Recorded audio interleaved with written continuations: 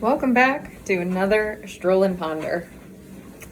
In the interest of always trying to keep my social platforms as authentic as humanly possible, given social media is 0%, 100% accurately real, I decided to come on here today, completely out of the blue, after a really, really challenging day, where I'm very impressed with my face, because I was once told many moons ago that I look the most beautiful when I cry. And in this moment, heck yeah, I do. Because the last 2 to 3 hours, I have just occasionally burst into overwhelmed tears for a slew of reasons. So I figured I would use this energy and move my body and try to alchemize it the best way that I personally know how. I think I also finally figured out how to check the distance on this walking pad. So we'll see if we actually hit a mile this time, because we definitely didn't last time. I think I lied to all of you and I am so sorry. Please forgive me. So today's topic specifically, I had this idea actually when I woke up this morning, and then through various events of the day, it was just reaffirmed to me that it was something I wanted to talk about. So my topic for today is let them. And there's many interpretations to what that actually means. So bringing it back to the whole baseline of this channel and multiple sclerosis and transparency and all of the nonsense that has become my life over the last, I'll say, 2 years. Let them. Let's unpack that a little bit here. So in the main context of at least my personal story in life, I love to say this phrase when challenging circumstances are thrown at me and I immediately want to react. I have notoriously always been really reactive.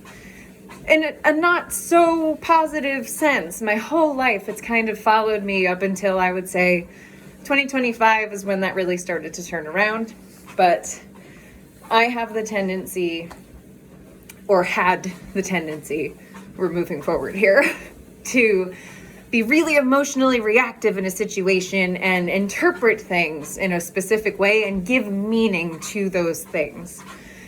So I'm trying to think of an example here where I had like a gentle little argument with my brother earlier today, and was just like, I sent him something.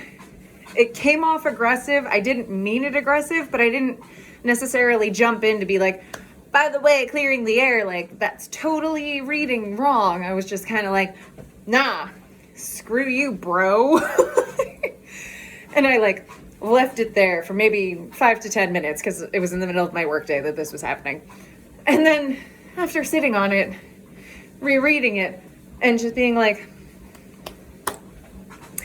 he's allowed to have said the thing because he's allowed to feel that way. I'm not here to change anyone's mind or feelings on anything. Feel how you feel and feel it fully. One of the reasons that I'm here right now, tear-stained and done with this freaking Thursday. I actually have no idea when this is going to be going live, so it's Thursday. But I reread it and I was just like, if that's how he feels in the moment of the thing that I was yelling at him about, he's allowed to feel that way, and it's okay. Because what I learned in the last year is that it's not up to me to change how other people feel or react or show up in the world based on how I want them to. That's exhausting. I have no interest in trying to control what others do and how others feel. So I did respond to him, and I was just like, hey, that read really aggressive. I'm not actually mad. You're allowed to feel the way that you do. But in the future, like, can we approach this differently? Let's talk about it. And then we had a really wonderful, lovely conversation, and I have zero negative feelings.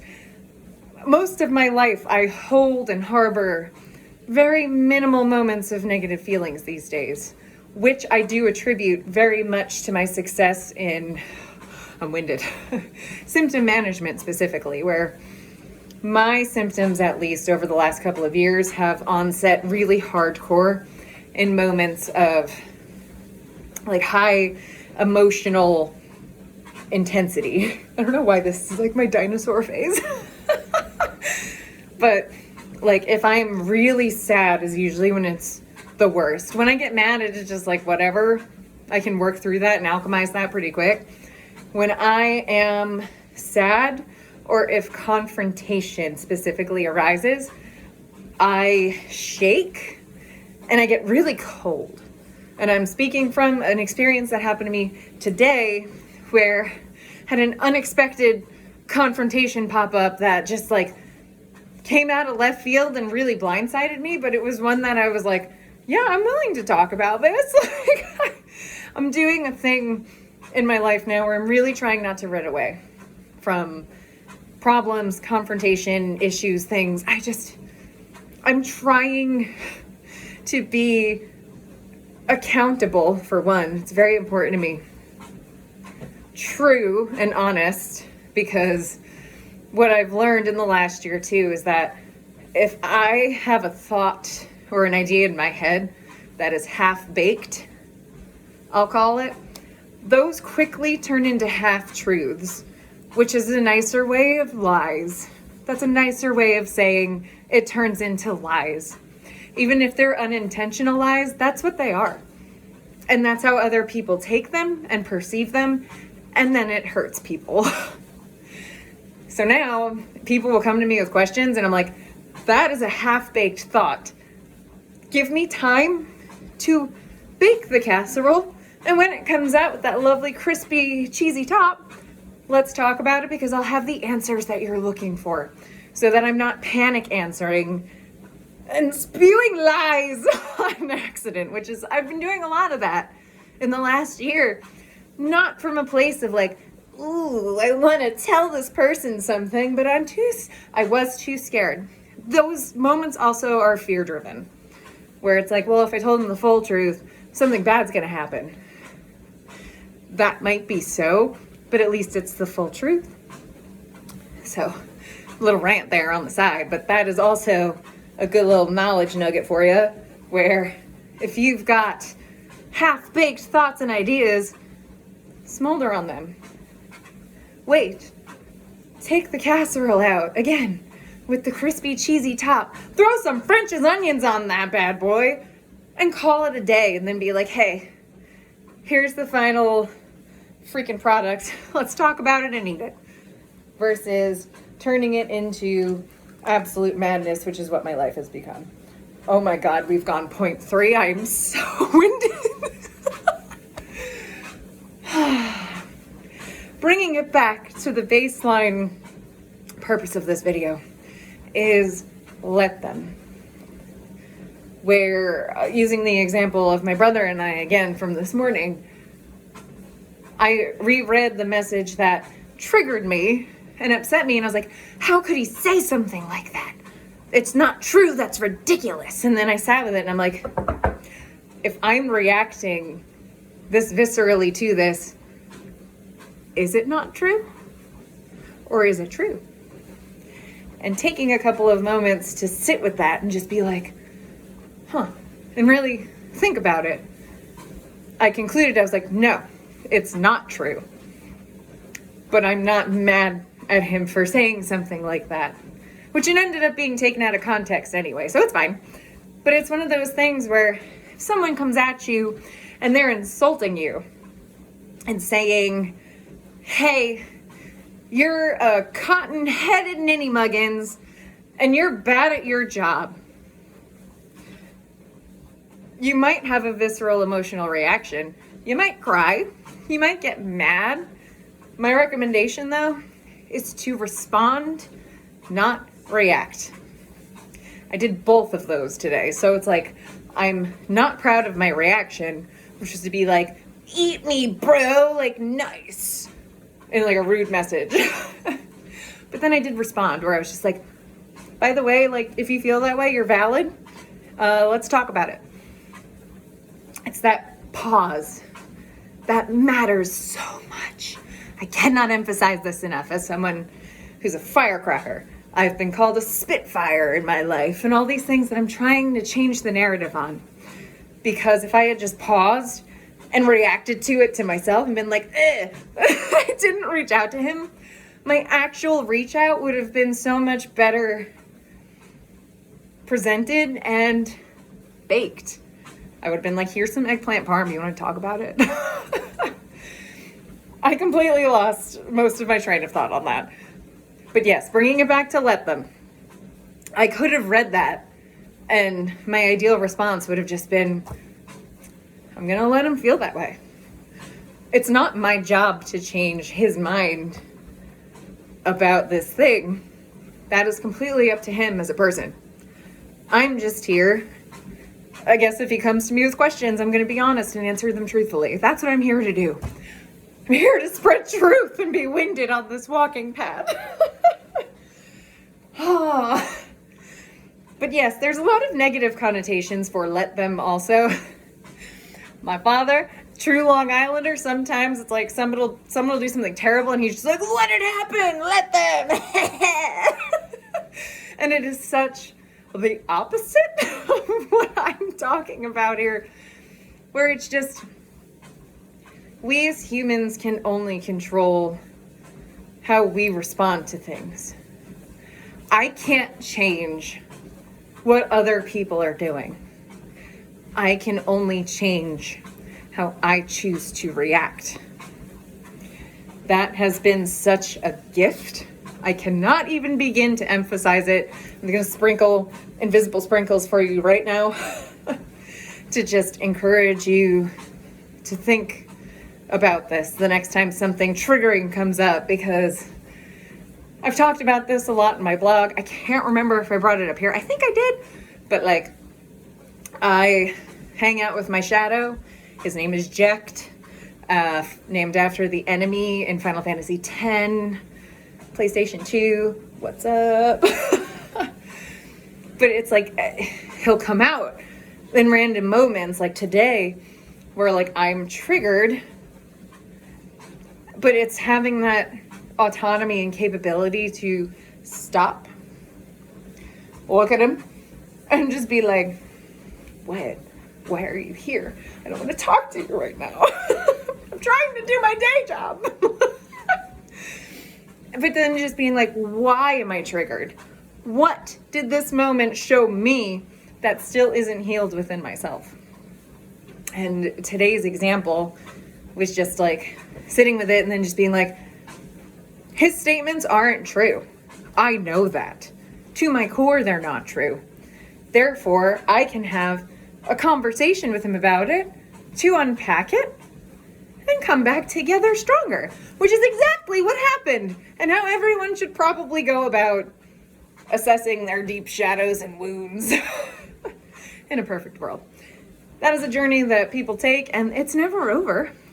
You're never going to be this like earth angel that is perfectly healed and it's just like, be in my presence so that I can show you the world in all of its beautiful glory. No, bitch. I don't even know if I'm allowed to say that. I'm just in a type of way today.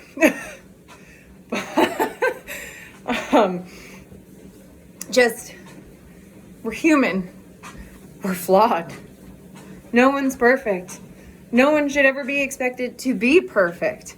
The only thing that I expect from other people is to be kind and be respectful, because it's in those moments where someone's being a total, censoring myself, poo-poo head, or just blatantly disrespecting others or myself, where I'm learning every day how to set boundaries.